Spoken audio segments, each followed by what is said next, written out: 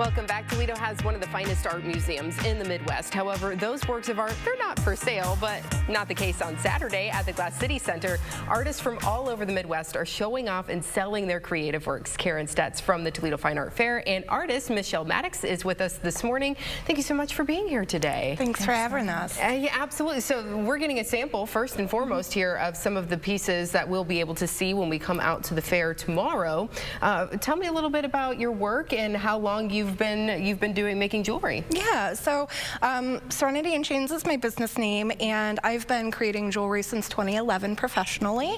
So I do a mix of a very ancient style of chainmail, which is ring weaving, along with some more traditional techniques like heat treating, which you can see on the Phoenix Rising. You know, I was looking at this and I said, is this copper? And you said, yeah, and there's a lot more that goes into this than what even it may appear. There's a lot of variables involved in making it look this beautiful. That's true. So this particular piece takes me 10 days to make, mostly because the torch work that produces the color on the copper is so dependent on a lot of the atmospheric issues that we have in Toledo. Humidity, barometric pressure, sometimes even the level of smog that might be happening in that day depends on what colors I'll get. So, wow. And yeah, so every piece is going to be unique. They are. Every particular feather on the Phoenix Rising piece is totally unique, so no two pieces will ever be the same. When you purchase one, that piece is completely unique to you. That's yours and yours only. So a sample, we'll have jewelry, obviously, there tomorrow, but I imagine a wide variety of different mediums will be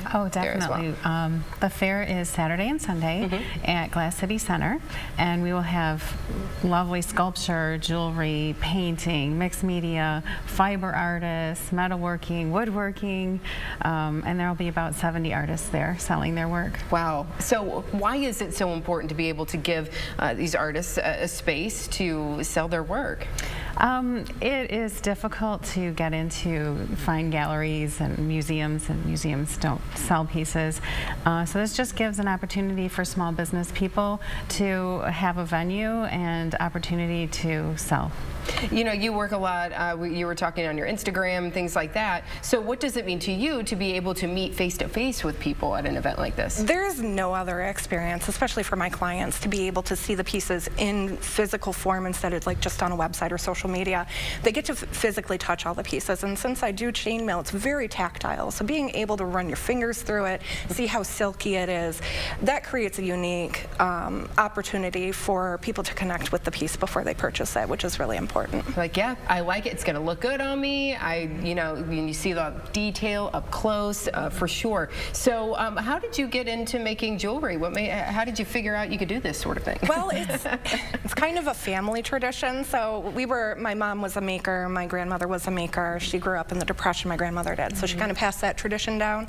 And I got into jewelry making when I was real young, and then it kind of resurged in my my mid-20s, where a friend of mine came over and literally just dumped thousands of little jump rings on my table and was like, let's make chainmail. And by the next morning, I had just fallen in love, and it kind of, it's like Pringles once you... You can't have just one, you can't stop, right? And this is a photo of, what did you call it again, Phoenix Rising? This is Phoenix Rising. It's the signature piece of mine, and then that particular piece is Japanese lace. Oh, that's this one right here. Down here in the middle. Yeah, and that's actually a very historical weave of chainmail because it came out of Japan in the 14th century, and it was very prestigious because you had to be in imperial service in order to own Japanese lace. Oh, wow, okay, so you can feel like royalty maybe. Yeah, when you you will feel like royalty when you wear it, guaranteed. How many pieces or rings or go into something like that? So this particular Japanese lace bracelet has about 600 rings in it, and every ring is individually hand closed. No kidding. Yep, don't use any machines, just patience. Okay, so yeah, speaking of that, you have the patience of a saint, right?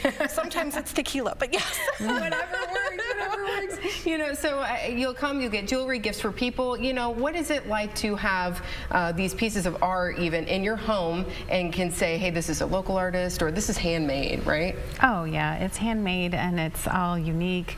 A lot of artists only have one of things. So, and it's all individually crafted from the heart. So, and you can see all samples of all the artists' work online at ToledoFineArtFair.com. Okay, so you can go check them out ahead of time. Be like, I want to see that. I want to see that. I got to make sure I get there. What time you said Glass City Center, Right. Saturday and Sunday, what time is everything going on? 11 to 5 on Saturday and 11 to 4 on Sunday. Okay, and is there a fee to get in? Do you have to register ahead of time? You don't have to register ahead of time, but tickets are available online at ToledoFineArtFair.com. Wow. Okay. So make plans this weekend.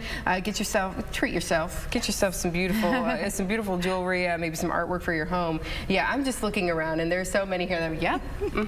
Yep. Very beautiful. Thank you so much. Thank for you coming for today. having me.